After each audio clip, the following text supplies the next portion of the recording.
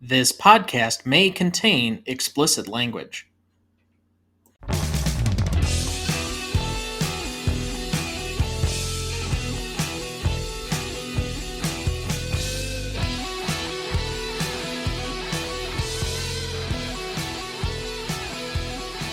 Welcome to the Greatest Movie of All Time podcast, the show that uses a unique grading style to redefine what the greatest movies are. I'm Tom Duncan. And I'm Dana Duncan. And this is the last episode of Season 3. We also welcome our 8-time celebrity guest scorer, my mother, Christine Duncan. Hello, everyone. Celebrity? Hardly. I'm just saying that now because that's going to be one of my new jokes. Ah, okay. You're world famous in Wisconsin Rapids. Yeah, exactly. Well, not even there. All right. Before we get to tonight's movie, just a quick... I guess I'm going to just go on a small rant or tirade on my own. The Variety Greatest Movies of All Time list came out, and you know I love to eat these up because I love the debate of judging movies and what movies should be on what list and all the rest of that. Otherwise, we wouldn't be doing this show. But my issue is not necessarily with their list, although I have some qualms here or there with certain movies that either didn't make it or were just simply overlooked, or one movie versus another movie from a certain director's history, but I think anybody can pick that apart, and that's the whole fun of it. My issue really, and I think this is part of the game that's not necessarily fun, and it takes me back to our discussion from the British Film Institute, I guess, gold standard list from a couple of weeks ago, is that this movie yet again calls itself the greatest movies of all time list. And I don't think there's anything to say it has anything to do with greatness. They put together a list of 30 critics, writers, and editors from Variety, which they do mention it's a 117-year-old publication that's basically tracked Hollywood through all of its ebbs and flows since the origination of the industry, essentially. But they don't release what the criteria is for any of these movies, why they generated their list, or how this leads to anything other than saying it is the best movies of all time list. If you want to judge yourself as being the greatest movies of all time list, you have to have a measurable criteria, because greatest is not the same as best. And there are a lot of movies on here that I would say are among the best movies ever made, but are not necessarily among the greatest movies ever made. I don't know how a greatest movies of all time list does not include Star Wars, unless you're just not objectively basing this on what makes a great movie. Well, I looked at the list too, and I don't know. I question why certain films were included and others were excluded. We don't have two of the films that at least one of them we've rated, which is North by Northwest by Hitchcock. And one of my favorites, which I think is one of Hitchcock's best, Rear Window, be it Notorious, which I think is a great film, is on the list. And I have no idea why. It's not like they explained how they arrived at anything. They put a list of people together. We have no idea of why these people picked what they did or how and what basis was. So this is just basically an opportunity for people to just yell and argue at each other without having any measurable ability to do it. Again, but it goes down to what the definition is of how you define greatness. I mean, we have clearly delineated in the course of this show what we think greatness is, and we score movies based on that greatness scale every week to objectively arrive at what we think is the greatest. I think some of the movies that are necessarily at the top of our greatness list aren't necessarily the best movies compared to some of the other ones we've judged.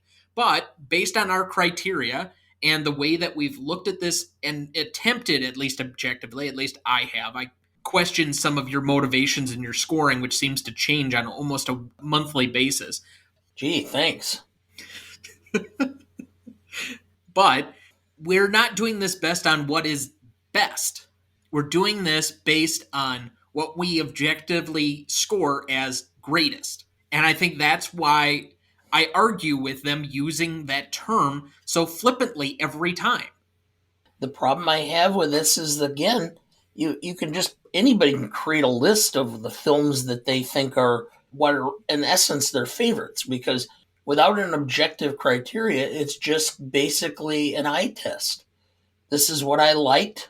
I'm putting it and I'm ranking it based on what I personally like or enjoy. And without any criteria, they're just averaging that out among, what was it, 30? Yes, 30 critics, writers, and editors. Yeah.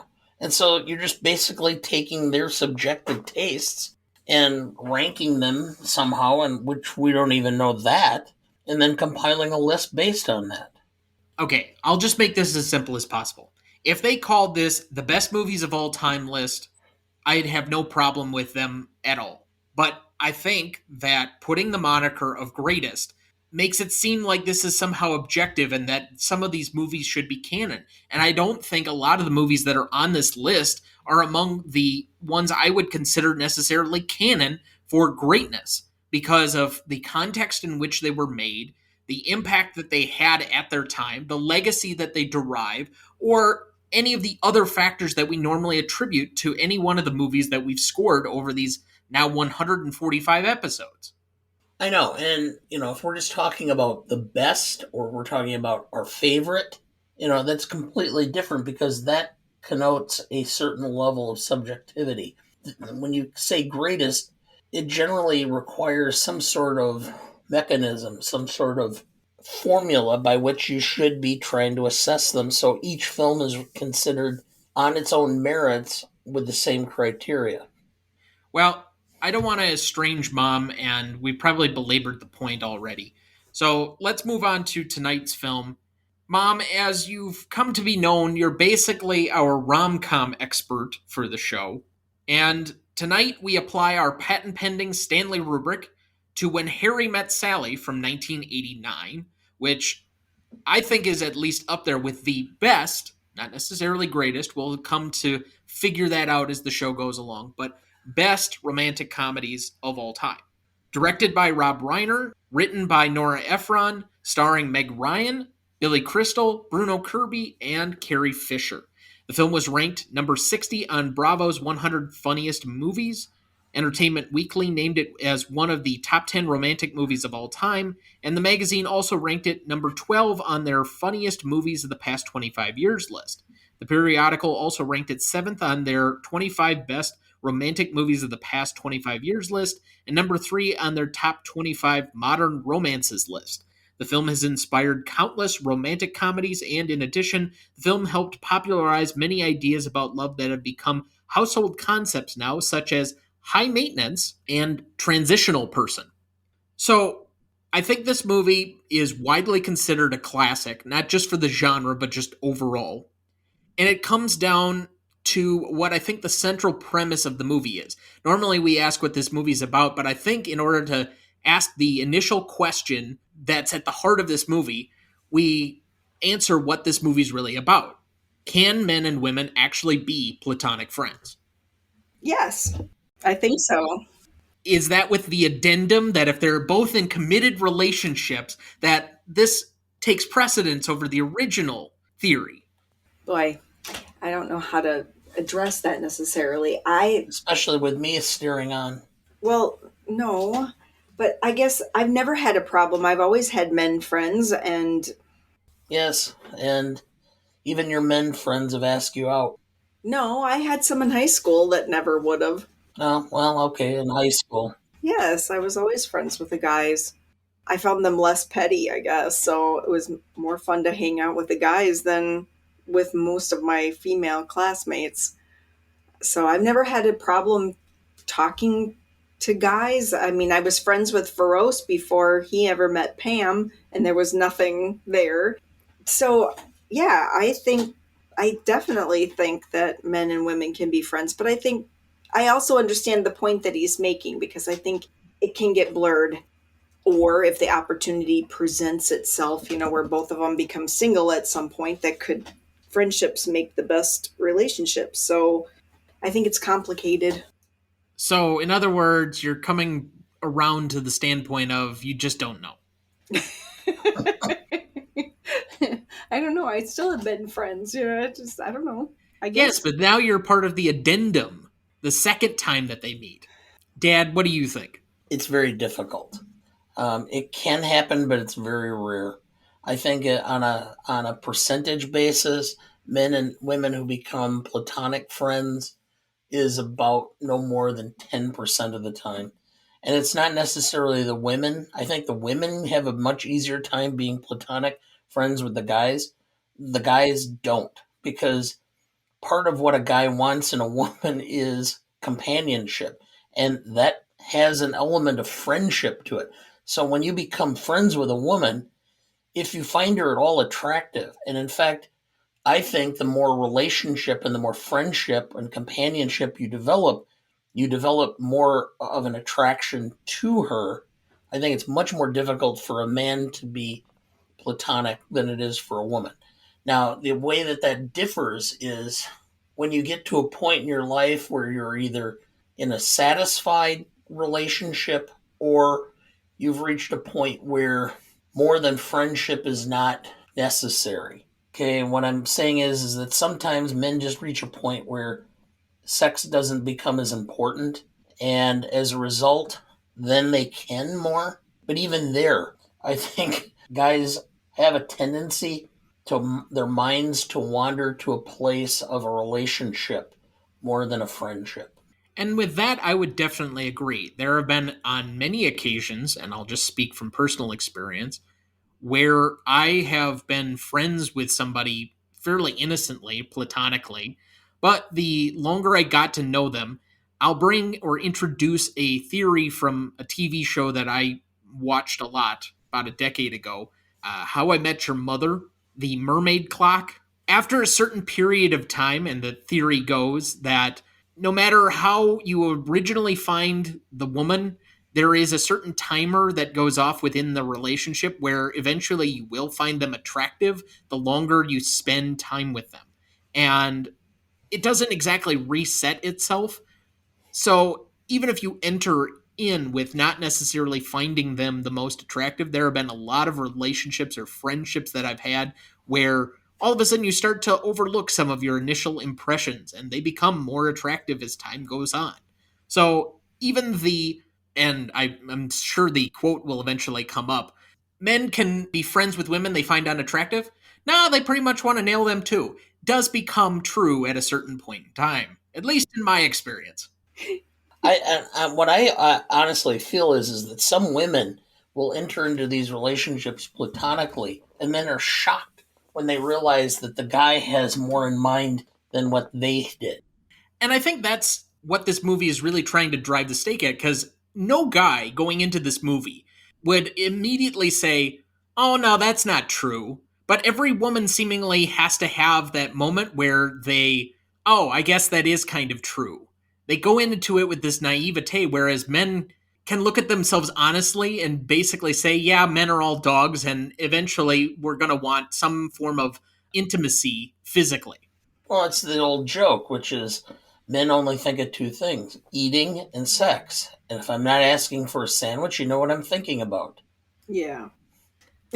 On that lovely note,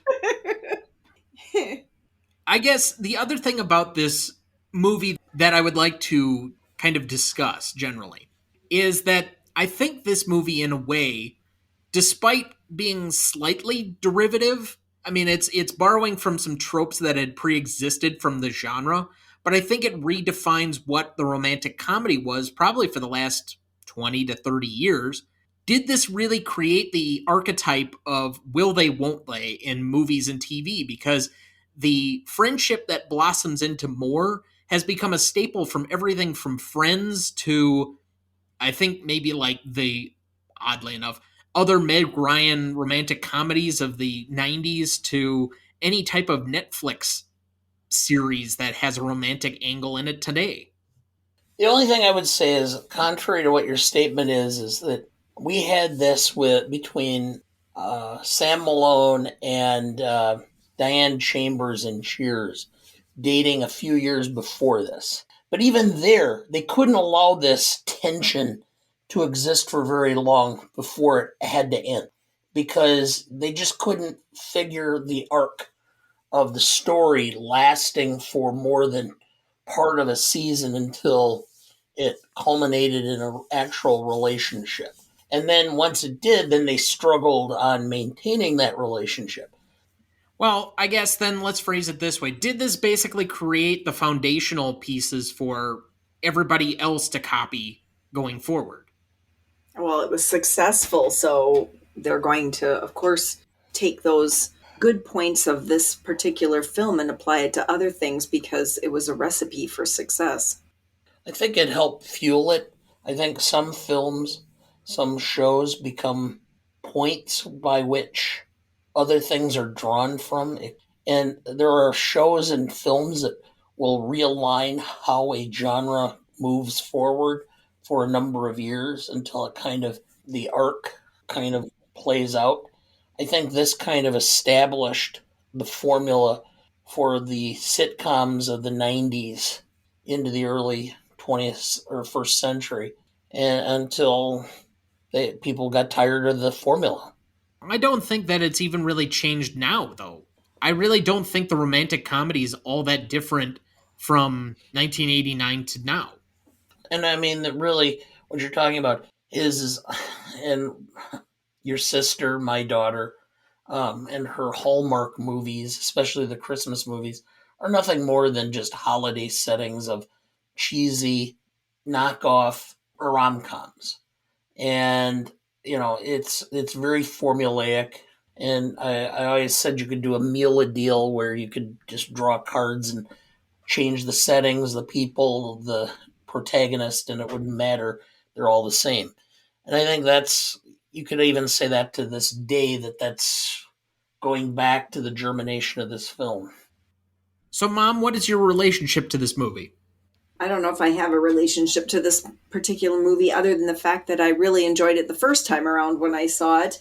And it's just so classic. I don't know how many times since it's come out that I've watched this particular film, but I always find something new when I'm watching it, a new line that strikes me funny or something I missed the time before, or, oh, how come I didn't think that was amusing then and now it's become like a favorite scene, or so I just think that it's a quintessential romantic comedy. It, yeah, set the stage for other romantic comedies that I've seen, but it's still, I think, one of the best.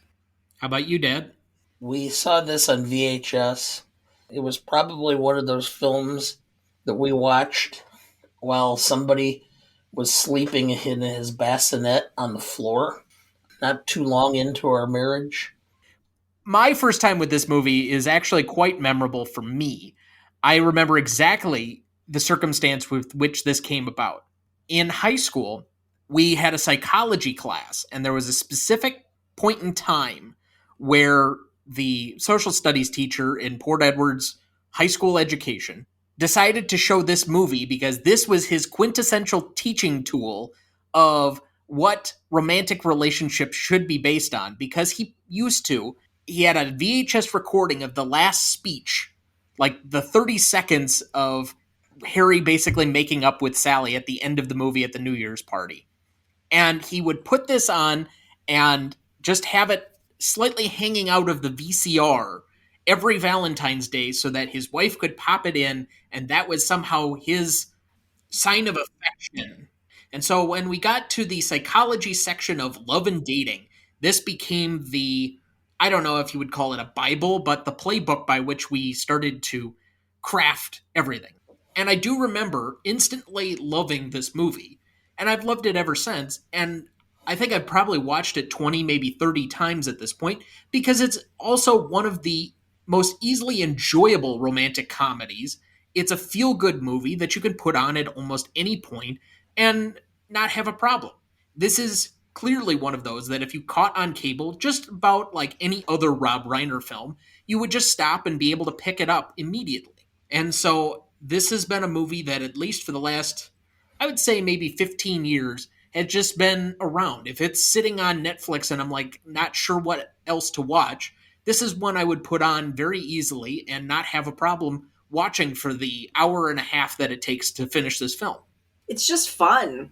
And the lines that Billy Crystal have, he just delivers with such aplomb, and it just makes you laugh. And I think every time I watch this movie, it gets funnier. Well, and there are lines, and I've noticed this with a lot of comedies. When I start going through and trying to pick out stuff for quotes that I don't necessarily laugh at during the course of the movie, but just reading the dialogue is making me crack up in my seat. And I do point out that your comment about Rob Reiner's films is true. I've been running through a list of Rob Reiner films, and basically, you're right. Any Rob Reiner film, if you're just running through the cable channel and any one of Rob Reiner's films came up, they're probably worth you just stopping and watching for 15 minutes, half an hour, or finishing the film. Okay, name for me any Rob Reiner film that isn't capable of doing that. And he only has maybe 10 films, I think, max to his name. But we've gone through Misery, A Few Good Men, we've gone through this movie now, Princess Bride, The American President. Spinal Tap, Stand By Me, and did he also do The Outsiders, or was that Coppola? Oh, and then he did a biopic of LBJ a few years ago with Woody Harrelson that I thought was enjoyable too. Think of any of those, and how many of them are like cable staples. Yeah. And you add this one to the list. I mean, this is genre defining. So let's give a little bit more background on the movie. Dad, do you have our plot summary ready for us? I do. Harry, Billy Crystal, and Sally, Meg Ryan, are two people moving to New York City. They meet by chance on a road trip and become friends. But as they grow older and their lives take different paths, they struggle to maintain a close relationship. Despite their differences, they both long for true love and happiness. As they negate as they navigate the complexities of modern dating, they come to realize that they may have deeper feelings for each other. In the end, they must decide if they are willing to take a chance on a relationship or if they will always remain just friends. Thank you.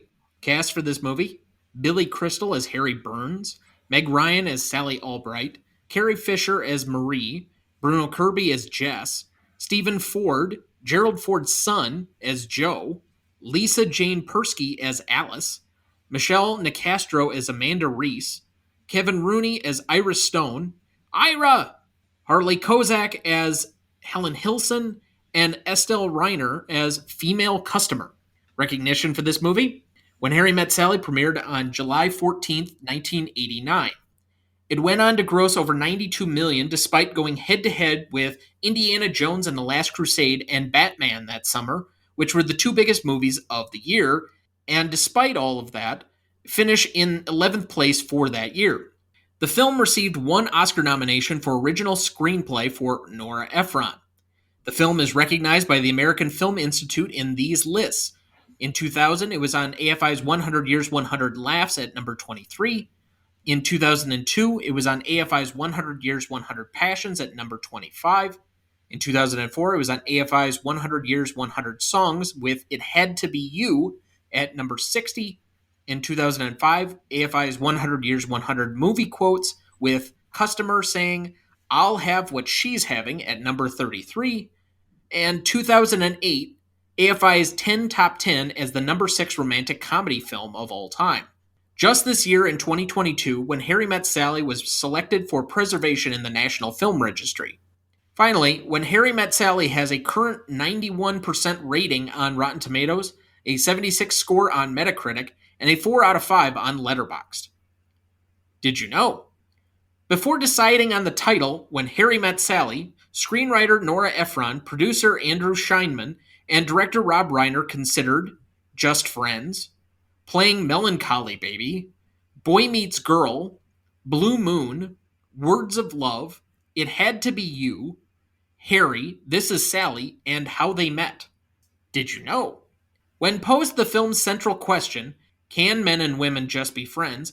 Meg Ryan replied, yes, men and women can just be friends. I have a lot of platonic male friends, and sex doesn't get in the way.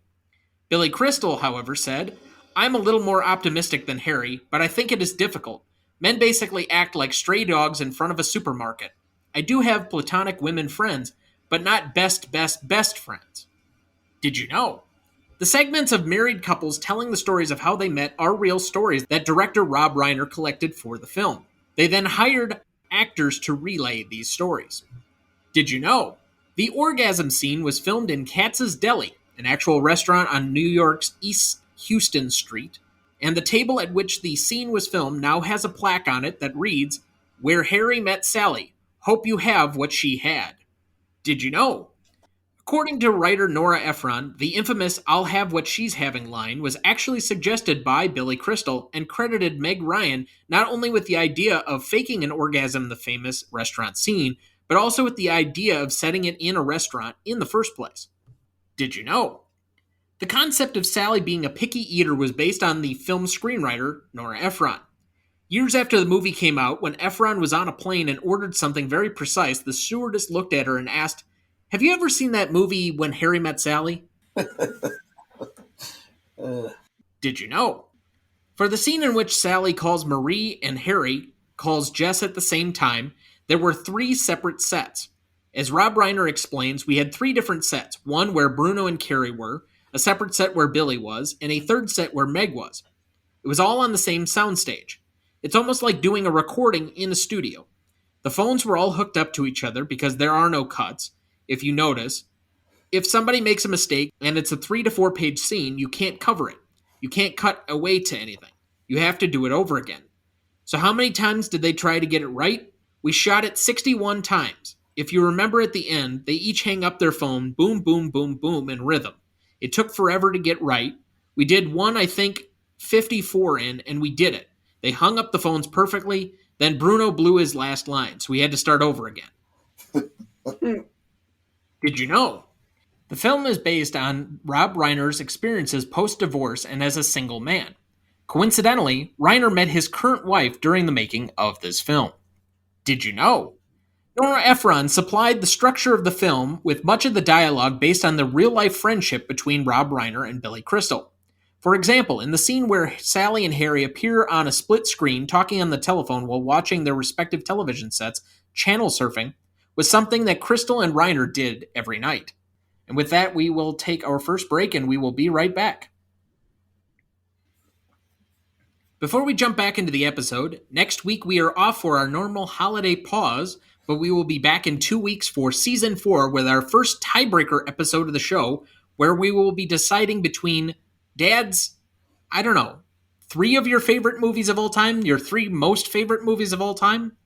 no, all three of those are on the list. I mean, I have a hard time. It's like trying to pick between my children. I probably have about 10 films. These are 3 of them that are on my list. Well, then you apparently haven't asked your children because you clearly can pick between them. But anyway, Blazing Saddles, Apollo 13, and Young Frankenstein. As to which of those is the greatest movie, they're currently tied on our master list. You won't want to miss that one, so watch ahead of the show by searching the Real Good app to find where they're all streaming for you. That's REELGOOD. Mom, best performance. I think Meg Ryan. I think this was a coming out for Meg Ryan. I think it made her a sweetheart, so to say, of romantic comedies. I think it gave her her voice. And I just think that she did a wonderful job in this film. It's her first starring vehicle, and she really, I think up to this point, had only been known as the, doting wife from Top Gun of Goose. Other than that, she hadn't really been in much, and this is kind of the breakout role that all of a sudden she just becomes kind of a star, and this sets up the next probably 10, 15 years of her career. She's not my best performance. I have her ranked somewhere else. Best performance to me was Nora Ephron. This is the point where she makes the transition from being a magazine and newspaper writer to being a film writer or screenwriter and getting into films, where she ultimately ended up directing. And as a screenwriter, you commented in the Did You Know section, she was taking pieces from the director's real life, from suggestions from the actors, and incorporating them in. She developed a style where it was not like, this is my script and my script alone. She was willing to bring in ideas from others And as a result, I think it made it much stronger, a tighter script. And I think to some degree, she, by willing to compromise and incorporate different ideas and thoughts, showed that you could be a better screenwriter by allowing yourself to not be dictatorial in the management of the script itself. And so I think this really propelled her career and a series of films that she either wrote or directed over the next 10, 15 years. So I think it's a bit telling to me that the only nomination for this film was for original screenplay for Ephron. I also had her as my best performance. I think the dialogue in this movie is just quintessential to the genre. Now, the one drawback I would have in nominating her is that I guess Billy Crystal added a lot of things to the original script as far as the comedic timing of things. And so I wonder how much of that effect goes into this. There were also several scenes like the Pictionary scene that were just completely ad-libbed by the actors. I mean, how much does that factor into the whole script development phase? Also, Rob Reiner seemed to have a very good talent of working with screenwriters in developing his scripts, and he worked with a lot of really great screenwriters that we've discussed already in developing his movies. So, how much does that play into? Those are some of the concerns, but overall, I think part of the reason that I don't feel as bad or I don't feel those types of drawbacks as much though is that this became a fairly consistent thing for Ephron in whichever movie she created. I mean, we talked about Sleepless in Seattle previously, and while that one isn't as much of a comedy, it does have a lot of the same romantic language of this movie. And I think one of the few things that she got better than most people was the brutal honesty of relationships. A lot of this movie is broken down into the psychology of what a relationship was, even if people didn't necessarily have the terms to understand it. Much like you at times, Dad, this becomes somewhat of an explainer movie, but puts it in a more plain English type of view that's also entertaining. And I think that's the true talent of this film. It's taking a concept that a lot of people knew about, but didn't have a way of talking about, and making it a bite-sized, easier way of understanding. Reason why this is best performance for her in part is when you're a first time screenwriter, you become territorial. You want to be dictatorial because you want to show that you know what you're doing. And she was willing to be collaborative throughout the entire process and was willing to check her ego at the door and allow others to have input when it was a better concept or idea than what she had. And I think that took a lot of strength and moxie to be willing to make those compromises, especially in this circumstance. Well, I don't want to paint everybody that isn't Nora Ephron, though, with such a wide brush either. I'm just saying that it's much more difficult for a first time screenwriter to be willing to compromise their concept or their ideas, even if something is presented that may be better. But I'm not sure that's entirely accurate. I mean, there are plenty of screenwriters that are dictatorial about their work and very protective, like Aaron Sorkin. Correct. But how much does he allow his actors to alter stuff? Zero. Yeah, in this particular case, what I'm talking about is she's allowing the actors to come up with ideas and concepts. She's allowing the influence of the director to change things. And I think that's one of the beauties of this and why she deserved best performance. So my best secondary then was Rob Reiner, and along a lot of the same lines. I think that he has a very good way of establishing tone within all of these films, despite being in a lot of different genres. We already talked about Misery is kind of a thriller horror movie. You can talk about Stand By Me being kind of a coming of age movie or a friendship movie, and Princess Bride is a fantasy movie. So all of these are operating in very different varieties of genre, and yet he seems to make them all very entertaining, rewatchable, and able to pick up at almost any moment. So I think he just had simply a talent that most other people didn't, and I wonder how much of that was developed by him being around his father, who had a penchant for directing TV.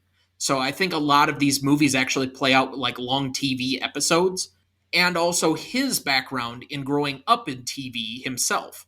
Well, and you mentioned that, but I mean, he talks about this. I've seen in interviews where he thought it was nothing. That, on Saturday nights, your parents have all these people in who are like extremely funny and entertain and sing and dance and do this stuff because that's what they did. They would have all these entertainers. I mean, they would have Mel Brooks in, they would have Sid Caesar stop by the house. They would have these people and they would just entertain. And he saw the relaxed atmosphere by which these people were able to entertain and not to necessarily make it in a structured environment. He almost seemed to understand that sometimes the looseness of a circumstance or a situation makes it more entertaining, more comedic. And I think he brought some of that flavor into his films. Ma, who do you have as best secondary? I don't know that much about the directors. I don't know that much about the writers, but I do know, the acting. And I picked Billy Crystal for this particular segment because of his timing. He's just so free and easy with his speech and his interaction with Meg Ryan and with the Bruno. He's fun to watch, and he's just so smooth. And I just thought he did a really phenomenal job. But the interaction between he and Meg Ryan are wonderful in this film, and the comedy that he brings forth, or some of the lines that he puts in, and just the timing are impeccable. I think one of the most significant contributions that he brought to this movie was not necessarily in the comedy. I think that's obvious for most of this. I mean, the pecan pie, the singing Surrey with the fringe on top in front of Ira, any of those scenes you could obviously nominate. His offhanded remarks, I'm sure baby fishmouth is sweeping the nation. The type of sarcastic stuff that you'd come to expect out of him. But what I think he really brings to this is that sense of foreboding and loneliness that becomes single men when they just don't know what to do with themselves. And it's one of the few things that humanizes this movie and makes him accessible in a way that I don't think his character would normally be structured. He makes that character seem appealing, even though I think, and we'll get to this later, there are some issues with how that character is actually written. Well, I have Billy Crystal as my secondary performance too, and the reason primarily is because he had a way of presenting that character to represent something that every guy who's either been through a breakup or has had a relationship that's failed or a relationship that never got off the ground, and you can act normal, you can live a normal life, you can do the normal things, you can hang out with your friends, but there's this emptiness. You can sense a hole in him throughout the film that he's looking to fill. And he fills it initially with the friendship because he doesn't have anything else to fill it with. And I think every guy, to some extent, relates to him in this film and sees themselves in those situations. Well, and I think that comes out when he's in that batting scene with Bruno, and they're talking about this relationship. And I had the quote up here before, but he said, I can tell her anything. And he gets the perspective of the women's view. And I think that brings this forward, that this men and women friendship can be a thing. You get a different perspective. It's why you asked me to come on the show for the rom-coms, right? So you get a female's perspective on some things. And I think that friendship brought that other perspective where he started seeing things just a little bit differently. You don't get that if you're around men all day long. You made a woman meow? Yes. So circling back to our original nominee, I had Meg Ryan for most charismatic. Despite all of her rather neurotic foibles, and she would be a very grating character, and I think there is something to the degree of what he said. She is somebody who believes herself low maintenance that's really high maintenance. But even that is endearing. Well, just the way she orders her food, it's kind of crazy, and he, yes, finds that endearing in her. he kind of puts up with it. And I love the look between the waiter and him in one of the restaurants that they were ordering in with her salad. He's like, yeah, I know, but what am I supposed to do about it? I want what I want. Yes. But I think there are two big important moments in this movie that make her seemingly a little bit extra charismatic. One, it's the naivete when Harry's originally delivering the men and women can't be friends, and men are always going to want to fuck the women.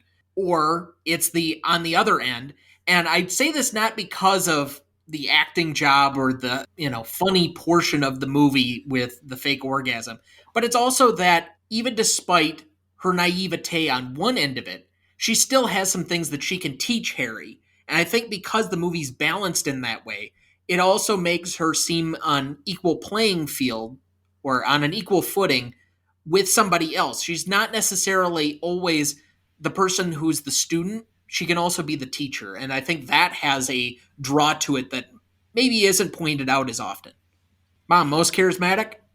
No, I have Billy Crystal, and again, it's I think just because he has such a way about him. He's not the best looking actor that there is, but he has got something that draws people to him, and he's real, and yet he delivers all these one liners that just have you rolling. And how did he come up with that? Or he probably says that in his everyday life, and doesn't nobody thinks about it, but here it's like written down in living color. So I just think his delivery is so good with this. And like I said, he's kind of unassuming because he's not Mr. Good Looking, coming from this big comedian to just acting normal. It's just wonderful. It just makes for a good plus. My most charismatic is Meg Ryan. I think for a period of several years, every man probably under 50, maybe a lot older than 50, had a certain like crush on Meg Ryan after this film, where they all were like, wow, she's like the ultimate relationship, the ultimate wife, the ultimate girlfriend. And why do you think that was?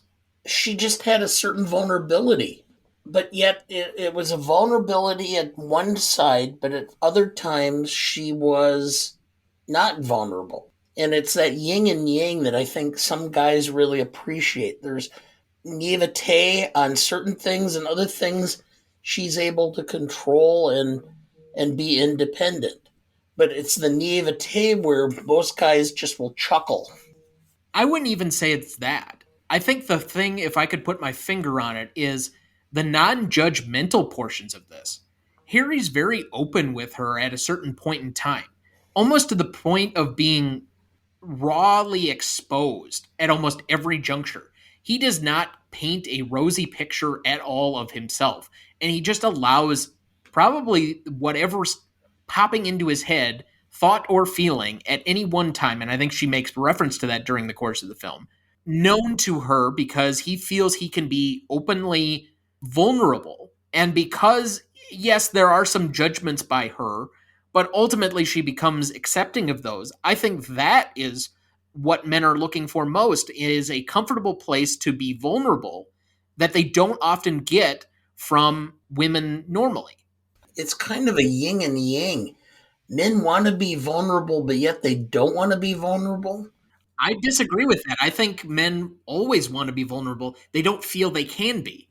And so having that protective space where they can actually open up and be that vulnerable without getting the critical judgment that they often feel they would shudder at, I think becomes a sexy quality. I don't agree with that. I don't think men ever want to always be vulnerable. I think men selectively want to be vulnerable because it's so drilled into us from infancy that we can't be emotional, that we have to be stoic, that we're the protectors, we're the fighters, we're the hunters, we're the ones who are out there trying to protect our wives, our women, our families. And we can be vulnerable, but it has to be within context. And unfortunately, it's within a context that we establish. But you're proving my bigger point is that because men can't do that all the time, they're looking for safe places to actually be able to do that. And with somebody that is unassuming like that, I think that becomes an incredibly attractive quality about her. That, yes, there is an initial judgment. She ultimately, though, becomes accepting. And because of that, you can allow her to see the other parts of you that are much more broken or, I guess, dirty or creepy that you wouldn't necessarily be able to pitch to anybody else. You can allow her into your mind and, to a certain degree, your soul. And as part of that, there becomes a level of intimacy. Thus, I think the sexual nature that becomes teeming with during the middle portions of the film. She's not afraid to ask him blunt questions. She said, "You just get up and leave?" And she's like, "How can you just get up and leave?" And so she not only asks the question to start with, but then she feels the female emotion and shows him that, hey, this is the other side of that. This is how I would feel if somebody did that. And then they have the scene where they do sleep together and she wakes up and he's leaving. Because, and this is the part of the film that I never could grasp because they never really address this. The reason men do that is because they now have to face their feelings and they are so uncomfortable addressing how they're feeling that they can't decide whether am I like have some sort of feeling beyond just the sexual aspect, and if so, I'm not sure how I feel or what I'm supposed to feel, but I'm very uncomfortable feeling this. So it's better if I just flee because then I don't have to continue to feel this. It's a fight or flight aspect. And that's why they're leaving. And they never really talk about that. But I think that's to a large extent what it is. I mean, men are on the quest, as I've often said, to plant their flag on Mount Everest. Once they do, then if there's anything exhilaration that results from it, they're like, now what do I do? I mean, this isn't what I necessarily bargained for. I'm just going to run off. I ask this for my own sake, but where do you think Mount Everest is on a woman? Let's skip that question. Move on. Let's go to best scene then. I have kind of the opening road trip as my first one, which is probably about four smaller scenes, but kind of run together. It's probably the first 15 minutes of the movie. Then I have airport run in, Friendship in Bloom, which is also kind of a montage scene. It's where they start walking together in Central Park, and then you see several other cut scenes of conversations between the two of them and them bonding. And I think that kind of gets into the heart of the movie. Then I'll have What She's Having, obviously a very famous scene. The Night Of, so that's referring to their, I guess, sexual encounter. The Four-Way Call, New Year's Eve Party, so kind of the ending, and then the epilogue where they discuss the coconut cake. Now, I know I combined a few different scenes in there into some more montages, and I skipped big portions of the film, but are there any on there that you felt I missed? I personally believe all the couples discussing their relationships, even though they're interspersed, is actually one scene broken up. I think that adds a significant portion to the film, and I would give that as a separate scene, each one of those individual pieces. I also have the scene where they're fixing the rug, and I think where they feel some uncomfortable things as they're talking about the date that went awry, and they're seeing that they can work together, that their relationship is such that they can talk about just about anything and work through difficulties and share with each other, the good, the bad, and the ugly. So there's something about that rug scene that is endearing to me. The other thing is the batting scene where we were talking about the woman meowing. It's just a funny scene where he asks him if he just doesn't want to make himself happy, and you made a woman meow. But that's where he also says it's freeing to be friends with a woman and that he can say anything that he wants to. And I just think it's a good it's his best male friend talking about his best female friend and how they're interacting. Just a follow up question to that scene. Did she actually say the word meow, or was she just purring? I interpret that as being caterwauling. If you've ever heard a cat caterwaul, Not really. I haven't had a cat in 20 years. He says meow. That's something completely different, meow. I don't know. I've heard a lot of strange noises at night occasionally from my various roommates over the years, but never quite that. No meowing, huh? No, I've woken up to some different things, some name calling, expletives, God, what seemed like the Catholic rosary, but never quite a meow. So out of these, what is the best scene? I had down the four-way call just because of the complicated nature of that, how well it's written, especially because it kind of takes away a lot of the exposition of the after effects and sets up what is the kind of crescendo of the film. But because it had to take 61 takes to get right, I think the execution between all parties involved, not only from a writing standpoint to a directorial to a production or set design, but then the execution by the actors, I think that one just from its complexity to me would be the best. for me, it's the drive scene because it sets up so much of the male female dynamic. And I've been in a few situations like that. I had to drive a friend's girlfriend back from some sort of a function. I remember having those conversations, and I remember afterwards, my friend said she was surprised because she had no idea you could actually talk normally. You weren't talking politics or some esoteric stuff, and so she was surprised that I could have a normal conversation. Because you use words like esoteric. Yes. Now, key important question. Mom, in all of your road trips with Dad, has he ever spit grapes and hit the window? No. No, but there have been a few things on road trips that have been, well, let's just say things we don't necessarily want to bring up. This bringing up a certain scene from Parenthood. Okay, No. no. So let's just go on, please. Somebody has suddenly got uncomfortable. Because Seriously. she knows exactly what I'm talking about. Yes, and people listen to this show. Knock it off. Yes. Yeah. In Mom's family, even. Yeah, so just stop. Yes. Anyway, we haven't gotten your best scene yet, Ma. Well, I think it's, what everybody's favorite scene for this film is, and that's the I'll have what she's having. She goes to prove a point and makes it believable, and everybody's just mouth is hanging open, and then that line is, and I just think that is just precious. It's just perfect. I have a curiosity question with that. Do you find that scene is a little too long with the fake orgasm and a little too played up, or no, it's just right? No, I think it's probably a little longer than it needed to be. Yeah, I find that the more often I watch it, like the first time it's such a novelty, but the more times you go through it, you're like, do we have a fast forward button for about the next minute and a half of her writhing in her chair? I hope you're not speaking of that based upon experience.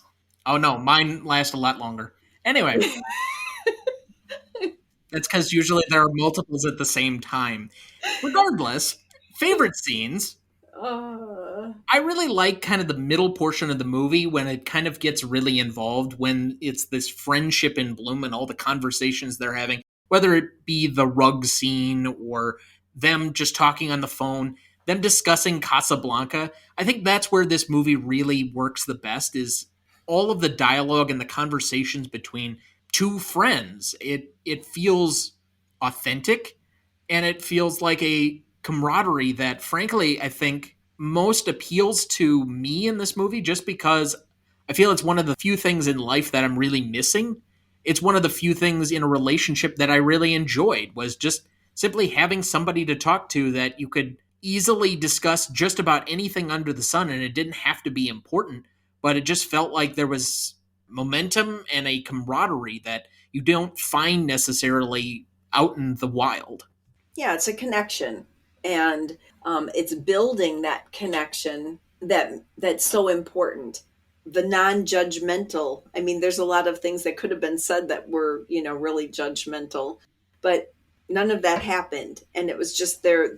You could just watch the bond growing, like you said. So, I agree. I think the one of my favorite scenes is the Surrey with the fringe on top, because she's a horrible singer and he never says anything. That's because he's distracted by Ira. I know. But you could see that he was like, oh, maybe this was a really bad idea. And then suddenly she keeps singing and it's awful. And yeah, then his ex-wife walks up. But that's one of my favorite scenes is him just completely ignoring the fact that she is horrible when she's singing. And I don't know if she's that horrible of a singer or she just sang off key. And one of my other ones is the Pictionary game. So there's a lot of something else that we haven't talked about in this, and that is the friendship that the four of those, the two couples have together too, where that's her best friend and his best friend, and then they end up getting together. And the whole culmination of the relationships end up in that wagon wheel scene with the horrible table, as he's walking out with this big "don't say anything." And just how in a relationship you don't want to, especially when they're new, you don't want to hurt somebody's feelings. So, oh, it's okay, or oh, you just want to smooth it over. You don't want to cause any waves. And yet, when somebody finally speaks the truth, then the shit hits the fan, because it's the first time you kind of get slapped in the face and own everything I like this other person doesn't like. And how are we going to resolve this issue? And he resolves it by taking the wagon wheel table, out of the apartment. Essentially boiled down to, when you start dating a woman, you learn very quickly that all of your stuff is stupid. Yes. For instance, somebody telling me you cannot play The Who that loud. Well, that's because Mom's been 45 since she was 13. Is you have to play The Who that loud. It's required. I have the couples discussing the relationships that combine that whole series. I just love those, because I think that is a microcosm of people's relationships. Whenever I'm talking to somebody, and especially somebody who's in a long-term relationship, whether it's marriage or an alternative relationship, one of the things I try to always ask them is, well, tell me, how'd you meet your wife? How'd you meet your husband? How'd you meet your girlfriend, boyfriend? Hold on. I have no idea what scene you're discussing right now. It's all of the scenes where the couples are on there talking how they met. Okay. Because I thought you were referring to something completely different. No, because those scenes are the most natural and raw moments of the film, because whenever you find somebody who's in a good relationship, if you just ask them that question, they will light up and they will love to tell you the story of how they met this person, or what they said, or what they did, or their first date. And I enjoy watching their reactions as much as I enjoy hearing the stories. And these stories, to me, were some of the best parts of the film. As far as most indelible, can we all just agree I'll have what she's having? Of course. It's the first thing anybody thinks about when they discuss this movie. Yes. Yeah, let's just gloss over that one. I mean, it's by far the most indelible. With that, we'll go to our second break, and we'll be right back. Before we jump back into the episode, you can still sign up for our newsletter at thenewronnieduncanstudios.com. Find us on Instagram, Twitter, or now TikTok at the handle @GModePodcast, or find our new Facebook page under Greatest Movie of All Time Podcast. Dad, do we have anyone to remember this week? Yes. Drew Griffin, 60, was an American broadcaster and investigative journalist. He's also an Emmy Award winner for journalism who covered the Uber sexual assault scandal in the early 2010s. He won his Emmy for his work on Trump University during the 2016 election cycle. He also looked into Mike Lindell and The Big Lie as of January 6th attacks, or in the coverage after the fact. Jane Sherwin, 88, was a British actress who's best known for work on Doctor Who and Blake's Seven. After leaving her acting career, Sherwin also took on voluntary work for good causes. These included Amnesty International, refugees, and the homeless. And then we lost Sonia Eddy, 55, American actress, long time character actress, was in everything from General Hospital, Felicity, Fresh Off the Boat, Pen 15, Seinfeld, Murphy Brown, ER, Patch Adams, and Matchstick Men. A long list of different properties that you might have seen her in, and a wide variety of different shows and movies. She has one of those faces that I think if you visit the website and you click on our link to her obituary, you might recognize her from something you've seen her in over the years, because she was in a lot of different properties. And so I think she's the definition of that lady.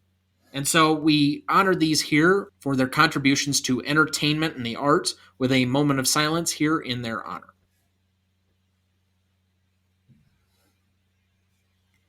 Thank you. And now for our most awkward weekly transition to best funniest lines. Yes. I'll take the most iconic one off the top right here. Older woman customer to waiter. I'll have what she's having. Harry, when I buy a new book, I read the last page first. That way, in case I die before I finish, I know how it ends. That, my friend, is a dark side. I have. I love that after I spend the day with you, I can still smell your perfume on my clothes. And I love that you are the last person I want to talk to before I go to sleep at night. And it's not because I'm lonely, and it's not because it's New Year's Eve. So you're going to skip the beginning portion and the end portion of that line. Well, because that's the part that You don't care for the I came here tonight because when you realize you want to spend the rest of your life with somebody, you want the rest of your life to start as soon as possible. That's not important enough to include? I guess it is. To me, that's like a separate quote. But that's like the finishing kick. Well, I know where I stand. What does that anything have to do with you? Everything when you're discussing this movie and a romantic comedy has to do with your relationship. That's why I bring you on. So that you can make fun of me the entire show. Yes, it becomes comedic fodder. Harry, the fact that you're not answering leads me to believe that you're either A, not at home, B, home but don't want to talk to me, or C, home, desperately want to talk to me but are trapped under something heavy.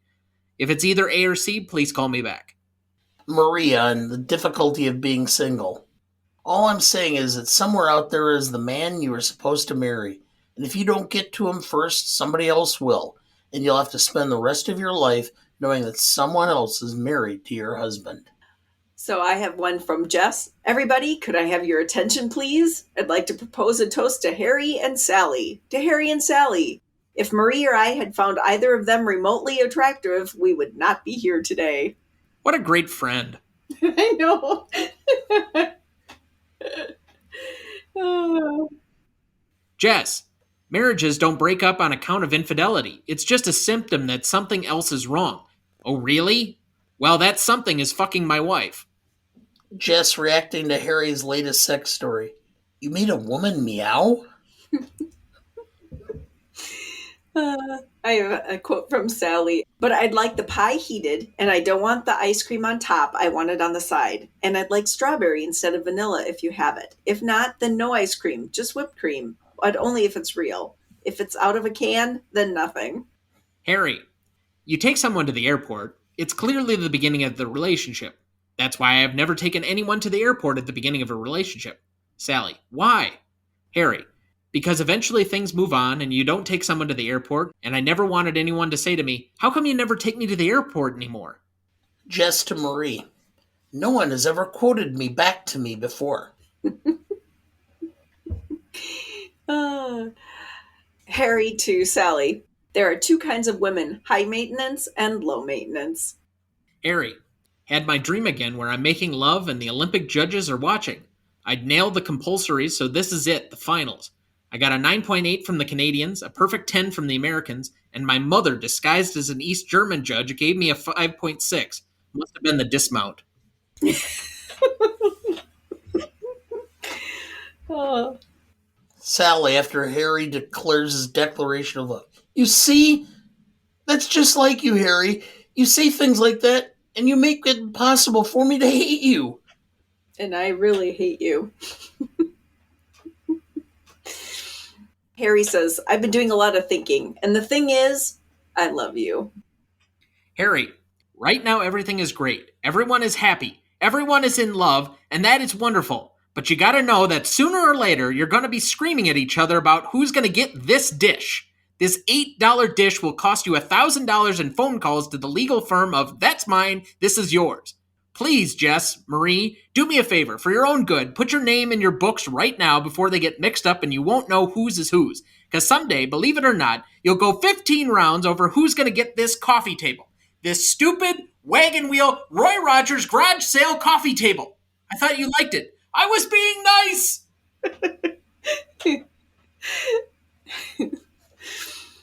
I'm out. Restaurants are to people in the 80s what theaters were to people in the 60s. I read that in a magazine. Sally, at least I got the apartment. Harry, that's what everyone says. But really, what's so hard about finding an apartment? What you do is look in the obituary section. You see who died, find out where they lived, and tip the doorman. What they could do is make it easier is combine the two. You know, Mr. Klein died yesterday, leaving behind a wife, 2 children, and a spacious 3-bedroom apartment with a wood-burning fireplace. The next New Year's Eve, if neither one of us is with anybody, you got a date. Harry, with whom did you have this great sex? Sally, I'm not going to tell you that. Fine, don't tell me. Shell Gordon. Shell? Sheldon? No, you did not have great sex with Sheldon. I did too. No, you didn't. A Sheldon can do your income taxes. If you need a root canal, Sheldon's your man. But humpin' and pumpin' is not Sheldon's strong suit. It's the name. Do it to me, Sheldon. You're an animal, Sheldon. Ride me big, Sheldon. Doesn't work. Oh, yeah. I should almost nominate Sheldon the Wonderschlong, though, too. Yeah. Mom, you got any left? No. Okay, I got a couple here. Harry, I can say anything to her. Are you saying you can say things to her you can't say to me? No, it's just different. It's a whole different perspective. I get the woman's point of view on things. She tells me about the men she desires, and I can talk to her about the women that I see. You tell her about other women? Yeah, like the other night, I made love to this woman. It was so incredible. I took her to a place that wasn't human. She actually meowed. You made a woman meow? Yeah, that's the point. I can say these things to her, and the great thing is, I don't have to lie because I'm not always thinking about how to get her into bed.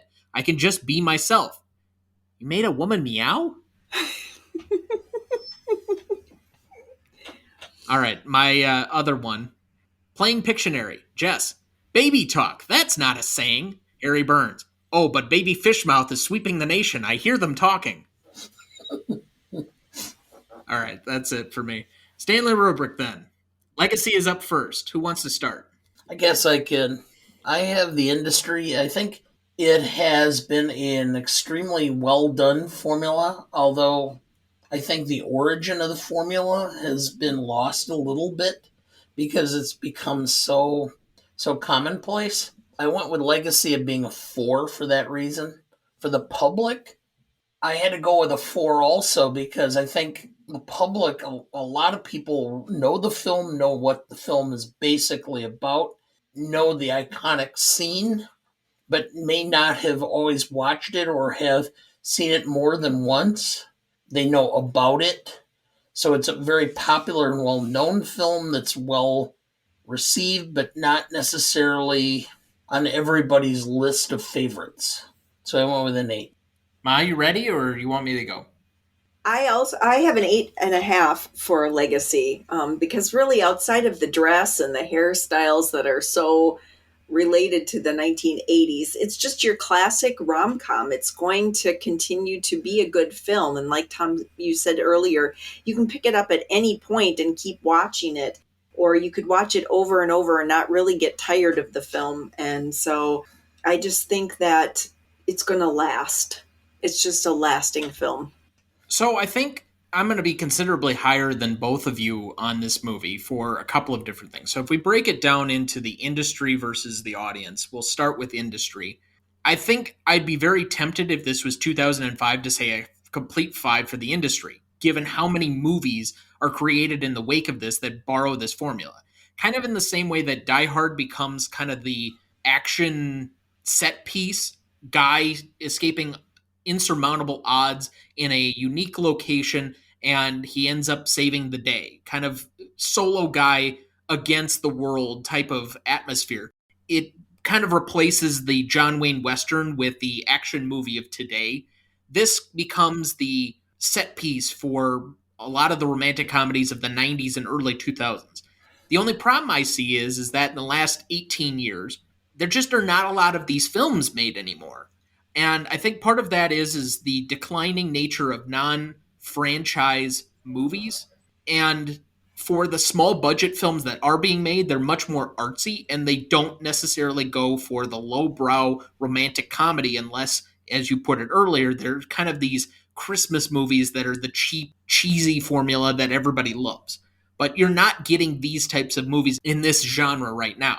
And so because of that, I have to go to a 4.5 for the industry because it just doesn't quite have the same staying power when this was a staple of there'd be probably one of these movies every month for about 20 years after this movie came out. Whether it was Matthew McConaughey or Tom Hanks or whatever, there was some movie like this always coming out, and there just isn't anymore. Even on Netflix, they're few and far between. From an audience standpoint, though, and I'll just make this slight caveat. If you were to say and walk up to anybody that I think is over the age of 25 and said, name me a romantic comedy, how many movies does it take before they get to this one? Even if they've never seen it. I think this is at least one of those that's in the top 5 of just about anybody who knows romantic comedy. It just is so much of an iconic classic to the genre, and it's so much of a genre redefining film that I think there are a lot of people, even though it's a little bit older at this point, being that it's trying to do the math in my head here, but I think 34 years old. And these stars don't necessarily are not still in the cultural lexicon in the way they were probably even in the 90s. Meg Ryan has been out of movies for the most part for probably 20 years at this point, and Billy Crystal, if you know him from anything, it's either something to do with the Yankees, showing up at Clipper games, or hosting the Oscars, more likely than maybe doing this movie. Or, for some people of my generation, playing Mike Wazowski in Monsters, Inc. But other than that, I think some of that is faded, but I do think this is part of the audience consciousness in a way that most films from 1989 are not, because some of them have been remade or have fallen out of favor. And I think this actually has a higher legacy overall, particularly within its own genre, in a way that, like, the original Batman does not, even though it finished ahead of it at its time. So I ended up at a 9. So that'll be an 8.5 average between the three of us. Impact significance, I think from an industry standpoint, it's a 5. This movie made a lot of money. Even though it was 11th that year, it's one of the few before you kind of got into a gap that wasn't a $90+ million film that year. And for 1989 numbers, that's pretty big. I mean, it's not one of the tentpole franchises, the Indiana Jones or the Batmans of that year, or a Ghostbusters 2, but this made a lot of money and made people aware that romantic comedies could be mined for more gold over the course of the next 15 to 20 years. And they were continuously on the back of this movie. So I think for not only launching the kind of modern romantic comedy genre, but also for creating stars out of Billy Crystal and Meg Ryan, where Billy Crystal goes on to host the Oscars a bunch of times immediately following this in the next 10 years, and Meg Ryan becomes the romantic comedy starlet. I think this is a 5 from the industry point of view. And I think from an audience perspective, it's not quite on the level of a Batman or certain other franchise IP of the time, so I can't give it a complete 5, but I think a 4.5 is merited. So I ended up at a 9.5 there. Well, I have a 6 for impact and significance. I think it made it okay to talk about the relationships between men and women and the friendships that people have, and I think it made it okay to talk about sex in a real casual way, from the scene in the restaurant to talking about how he leaves in the morning with his escapades, and her with Sheldon. It made it okay to be a topic between friends and between men and women as friends. And so I think that that's the significance. But yeah, I have a 6. I guess I question why so low comparative to my higher score, given that what you're highlighting is that this became something that was at least a part of the culture, that these were certain conversations that stem because of the movie. To me, that says it had some level of sinking in among popular culture, and that doesn't happen with a movie that isn't impactful. Well, I suppose not, but I guess I'm looking at it. I don't know if that's enough to create a huge, wave. I think it gave people permission, and I don't know if that's overly significant. It just that's the way it impacted it. So I guess that's why I scored it that way. Impact and significance, I think the industry, it's mixed because it only got one Academy Award nomination. Yes, it did launch a formula, so I gave it higher points for that. So I went for the industry with a 4 for that duality. It was well received, but not, overwhelmingly received. And for the public, and if you were to give it within the first year, it's a 5. You give it 4 years, 5 years after the fact, it's about a 2.5. This is a film that had an arc. When it was released, it was extremely popular, and then it kind of waned. And then as people look back and go, "Oh yeah," I think it's gained popularity again. It wasn't something that was like everybody talked about a couple of years after the fact. People watched it and talked about it, but it wasn't as popular. It has gained more momentum as time has gone by. Having lived through this period of time, and the reason I'm going to go with it as high as I am for that reason is because there were certain things that came about and became part of the lexicon, the maintenance, and whatever. So I went with a 4 for that for an 8 overall.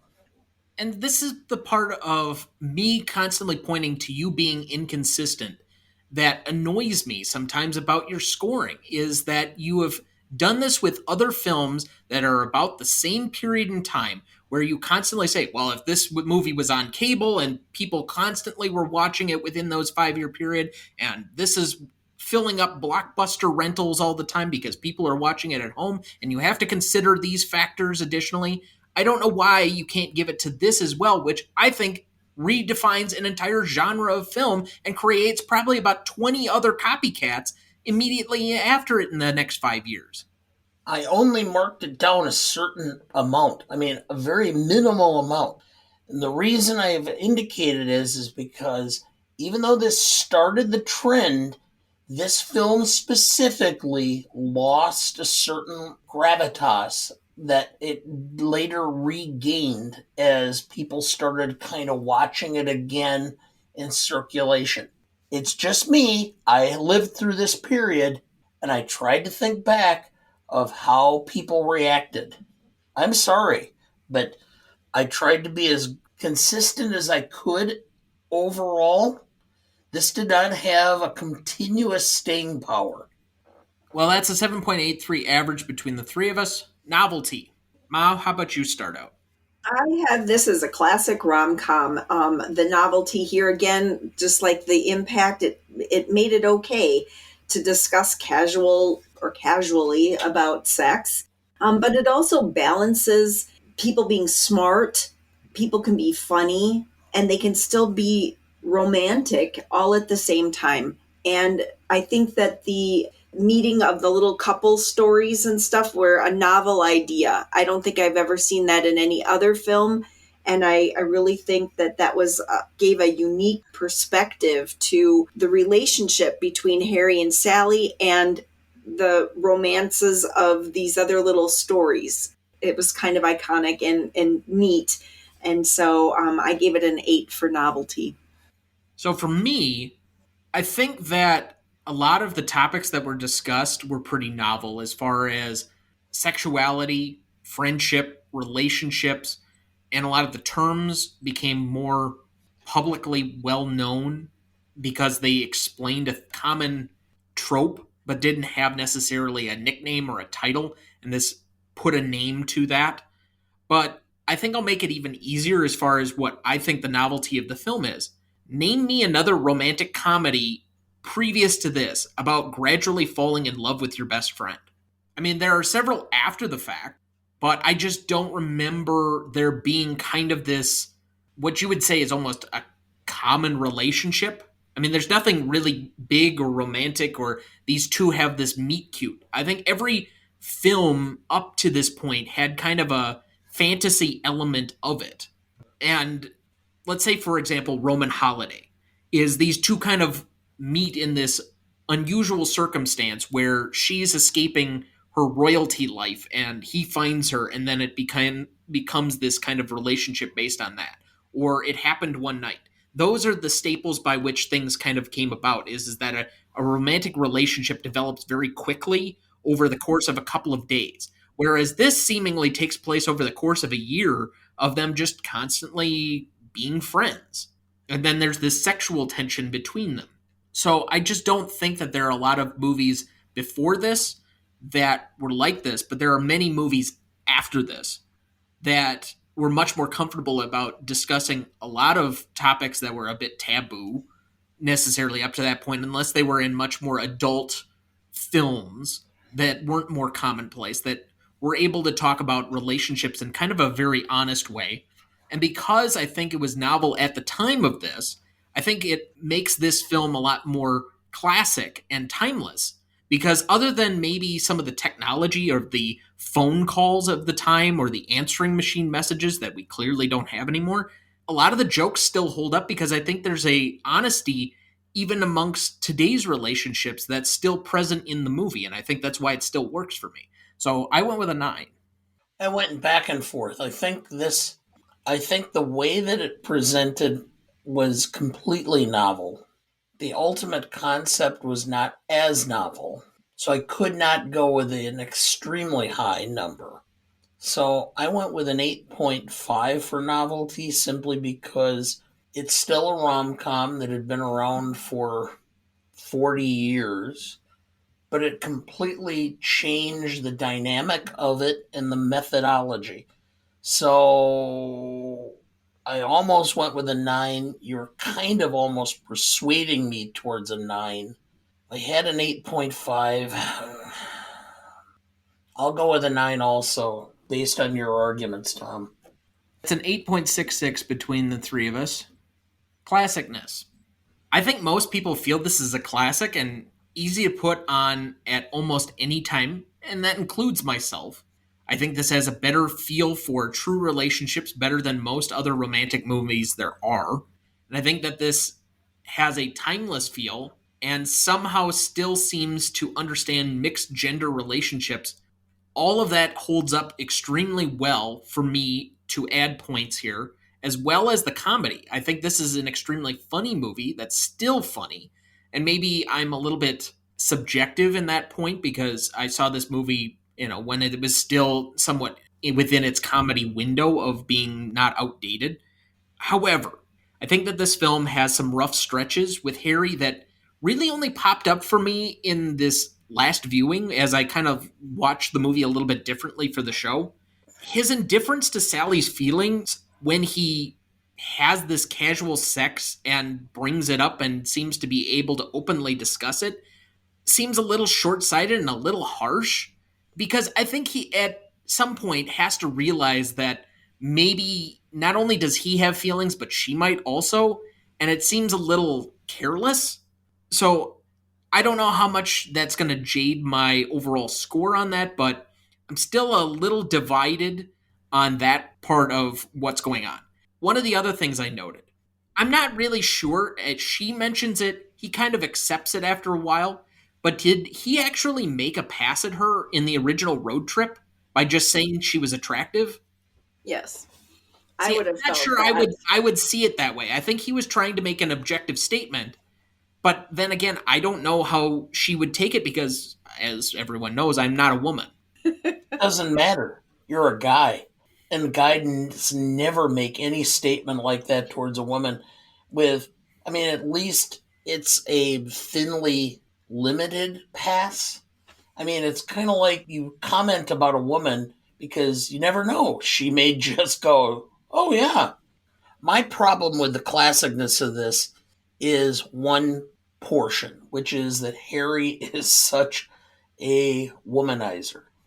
I think that's my big issue with this too is he just seems by 2022 standards a little bit of a creep. Now, if it was not Billy Crystal and he wasn't funny and he wasn't very likable, that I think this character would seem a lot different and have a certain edge to it that I don't think was there when you originally watched it in 1989 or even like 2007 when I think I watched it.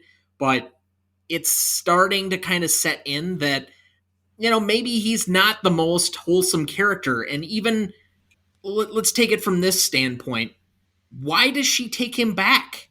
Why is she friends with this guy that she clearly doesn't think has a lot of moral standards that meet her values? Because that's almost every guy. Well, maybe I'm naive on that point too. Yes, because being a guy in the 80s, I can tell you there's nothing about his behavior that was not typical for a male at that time. I mean, we used to go out to a particular bar because the drinks were relatively cheap and the girls were fairly drunk early. Boy.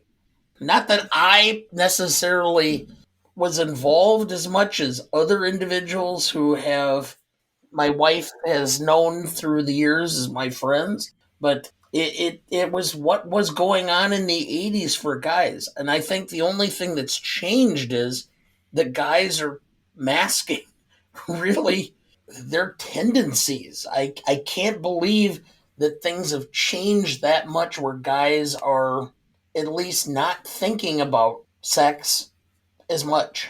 Well, no, I don't think that part of it has changed. I think what our attitude towards sex is what has changed. I think there is much more sex positivity when it comes to either A, casual sex, or B, transactional sex than there was in 1989. I think that was a development that has really especially come about in the last maybe 10, 15 years that's become more part of the popular culture. What I'm trying to say though is not necessarily that men are dogs, which you go back to the 1930s with rom-coms and you can get that. But if I ran out on my best friend like she was a leper after breaking down the last wall between our friendship and having a relationship, I just don't know how you can ever come back from that. And that's what Yeah. I think is least classic about this film is in the 17-year-old me that watches this film for the first time and loves a happy ending, you really enjoy and appreciate the film. But on a rewatch, as you appreciate and get older and through a 2022 lens, I just don't know if the ending is as truthful and honest as the rest of the film is. No.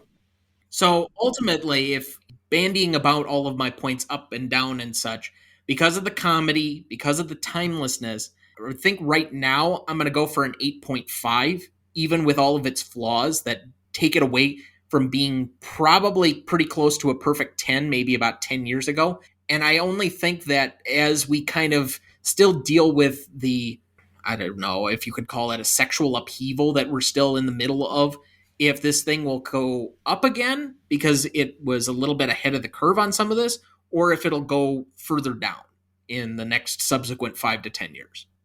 Well, I'm going to give you my score, which is a 9. And I'm going to I'm going to tell a story that I usually, you always say I never tell anything new, but I remember while I was working for Blake College, which is where I went to school for the summer, I worked in the maintenance department. I either painted or I did other projects. And one of the guys who was the foreman was a plumber. And he took me aside one time because I had kind of my eye on this girl that was working with us that summer.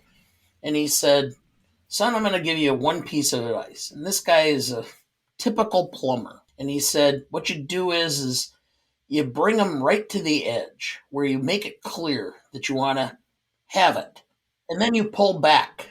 And then they're going to be intrigued because why are you pulling back?" And then you just kind of sit there and wait. And eventually they'll come around, get on, or and ask you. And then you never have to worry about being in a situation where you pushed the issue. Well, not only does that mirror a particular couple's actual story, but that actually might be fairly prophetic. Yeah, I mean, I was trying to remember his name, and I'm like drawing a blank, but I can still picture him and telling that story. Please give us your judgment behind your nine, then. Well, I think I've laid it out, which is that there's a certain aspect of this. Oh boy, I thought I had already kind of laid out my. You have given no justification for this yet. I agree with most of what you said, but I think it deserves a little bit higher marks because I think it reflects the times. And even though I have problems with how Harry behaves and some of his standards, and I don't think it necessarily translates well into modern times per se, at least it's honest. And I think I mean, it's hard for me to say because I'm well past that time where I'm out on the market looking. And so I don't know what's going on among young men at this time, but I can't believe it's that far off, other than the fact that they're not quite as open and overt about it as Harry was. So that's why it's not a 10, but why is it above an 8.5 yet? What you've done is mirror all of the things that I've discussed up to this point, but you don't have the same score. I don't agree that it deserves quite the step down that you do because I don't see it as being a completely altered situation as much as you do.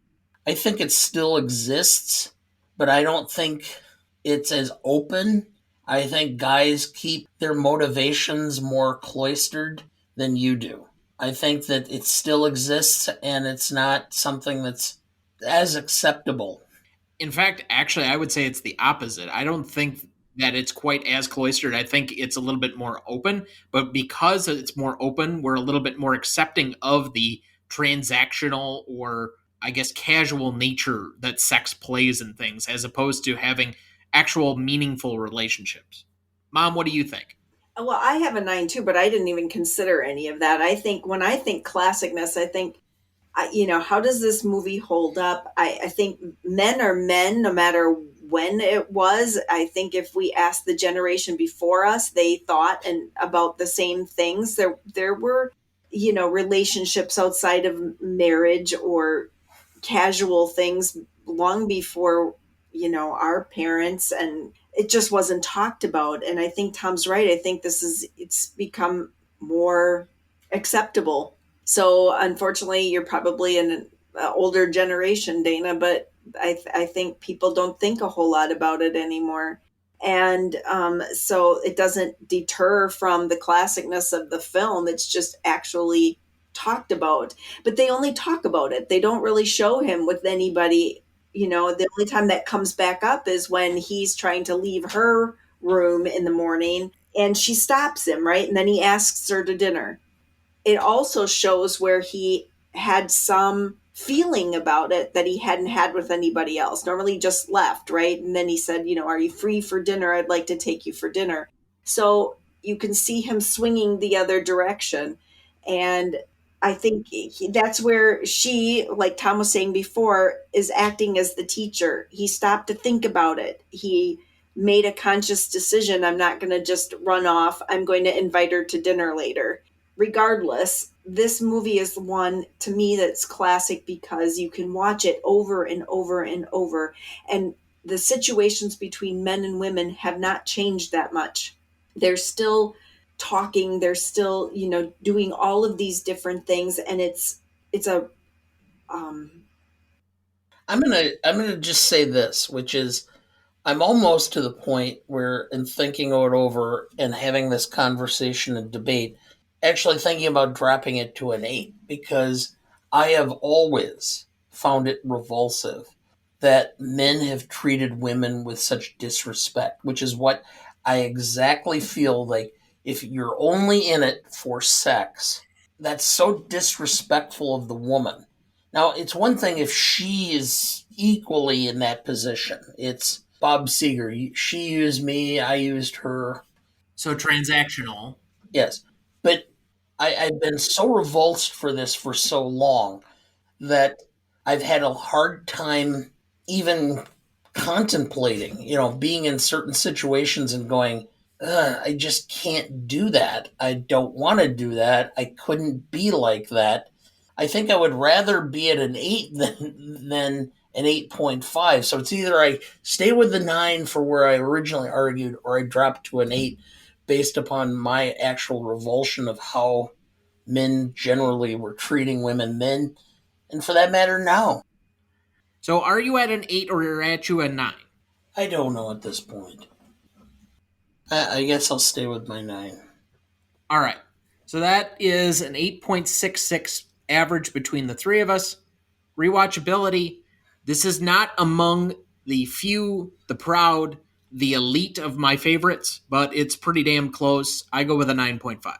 I think that the shortness, the fact that this is a fairly compact and you can pretty much pick this up at any point in the movie and not have a problem following it if you've seen it before.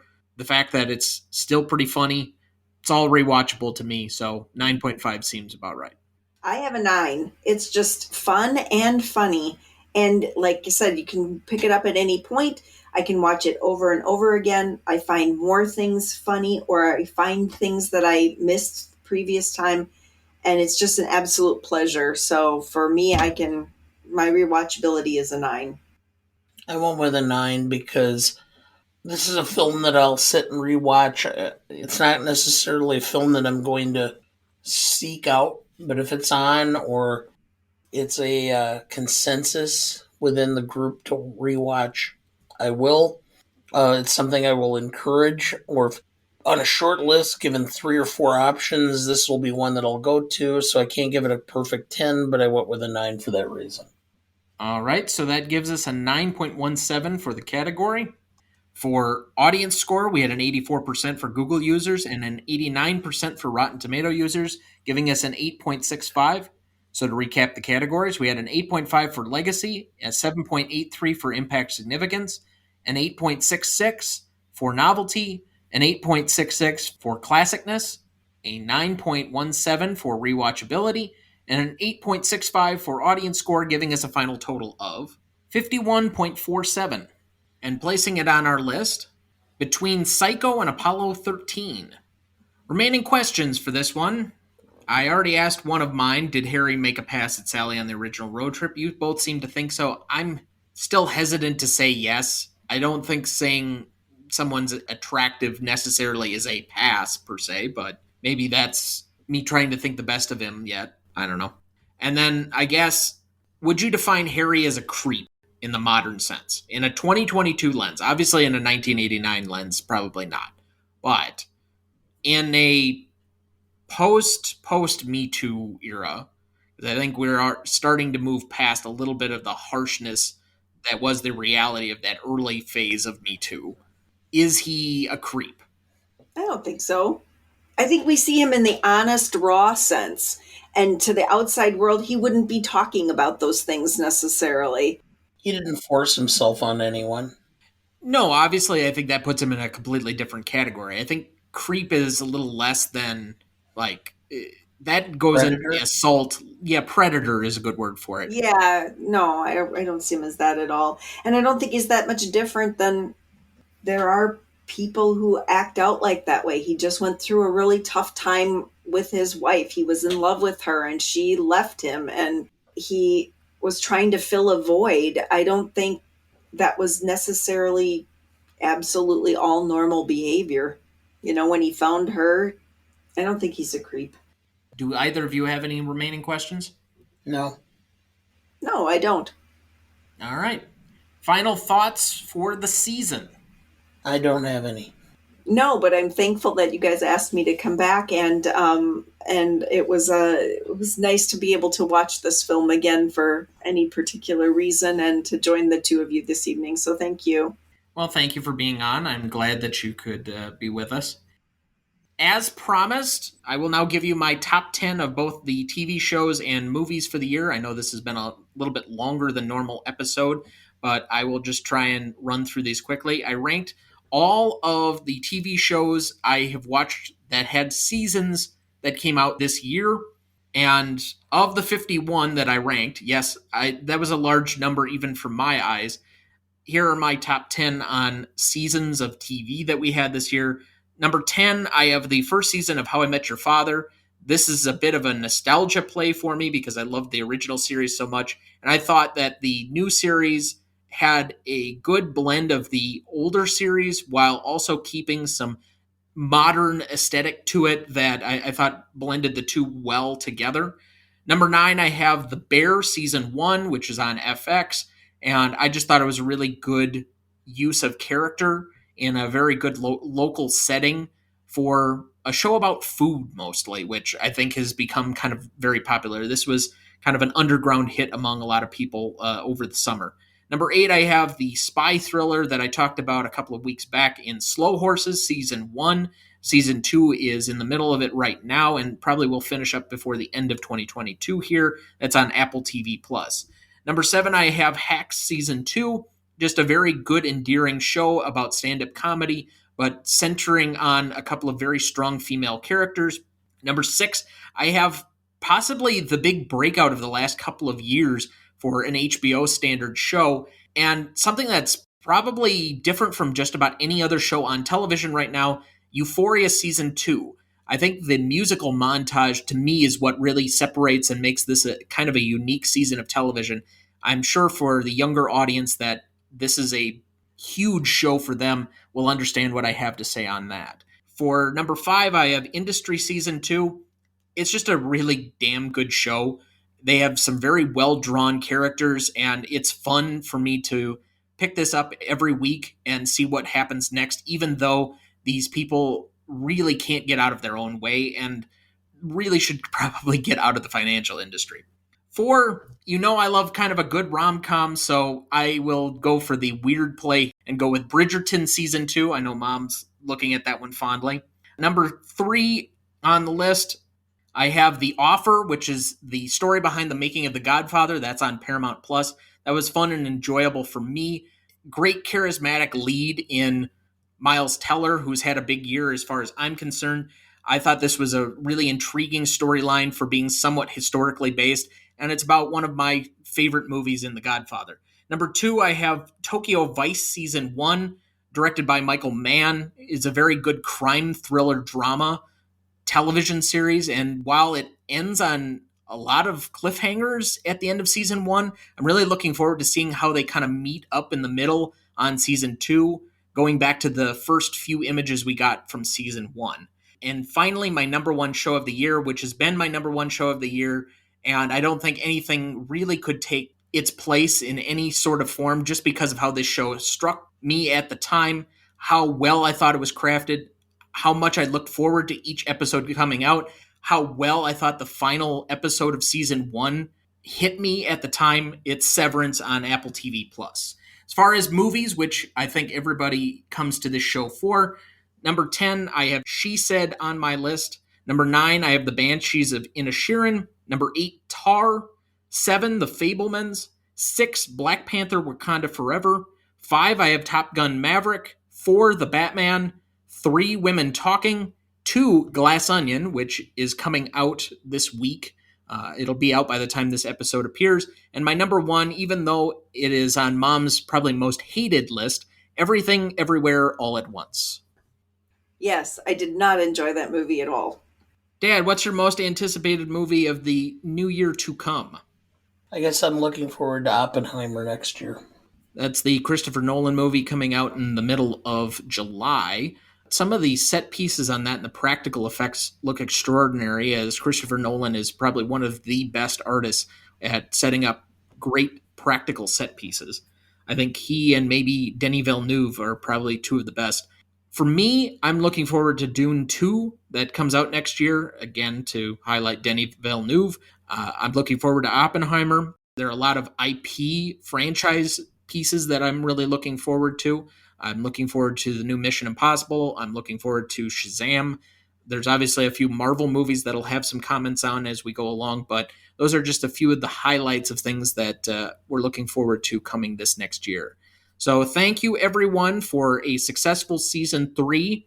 I know Dad tries to tease me every year on what will be my new finishing line for the next season, and I have not chosen it quite yet, but it's usually among the list of movies we will be covering. I have already chosen our entire season 4 slate, and we have a lot of exciting guests and returning celebrity guest scorers coming back for you all, including Mom. I think you're on the list for a few next year already. I think so. We look forward to seeing everyone in 2023. Thank you very much for listening. We'll see you soon. Where are you headed, cowboy? Nowhere special? Nowhere special. I always wanted to go there. Next week, we are off for our normal holiday pause, but we will be back in 2 weeks for Season 4 with our first tiebreaker episode of the show, where we will be deciding between Blazing Saddles, Apollo 13, and Young Frankenstein as to which of these is the greatest movie. They are currently tied on our list. You won't want to miss that one, so watch ahead of the show by searching the Real Good app to find where they're streaming for you. That's REELGOOD. Please like, follow, rate, and review, or whatever on whichever platform you have so that more can join in our fun. You can also email the show at thenewRonnieDuncanStudios.com or sign up for our newsletter.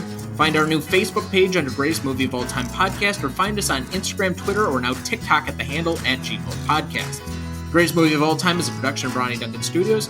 Our show is mixed, edited, and written by Thomas Duncan. Our music is thanks to Purple Planet Music. Our technical provider and distributor is Captivate FM.